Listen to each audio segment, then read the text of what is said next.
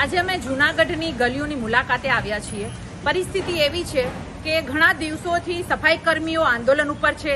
એની માંગણી પણ વ્યાજબી છે, પણ ભાજપ શાસિત મહાનગરપાલિકા એમની માંગણીઓ પૂરી નથી કરી રહ્યું અને જૂનાગઢની આ દુર્દશા છે। ઓમ પણ જૂનાગઢ સ્વચ્છતાને લઈને પાછળ જ હતું, પણ સફાઈ કર્મીઓની જે માંગણી છે એ માંગણીઓને લઈને લોકો કામ પર નથી આવતા। અમે સંપૂર્ણ રીતે સફાઈ કર્મીઓના સમર્થનમાં છીએ।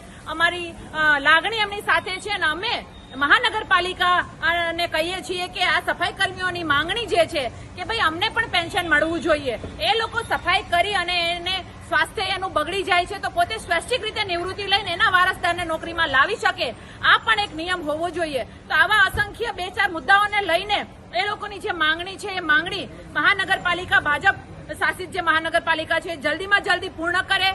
અમારું સમર્થન એમની સાથે છે। બીજી વસ્તુ કે એ લોકો જે માંગણી કરી રહ્યા છે એ વ્યાજબી છે, કારણ કે ઓલરેડી એમની જે માંગણી છે એ રાજકોટ મહાનગરપાલિકા અને ભાવનગર મહાનગરપાલિકામાં આ જ નીતિ નિયમો જે માંગણી કરી રહ્યા છે એ જ નીતિ નિયમોના આધાર ઉપર કામ થઈ રહ્યું છે। તો જૂનાગઢ મહાનગરપાલિકાને વાંધો શું છે?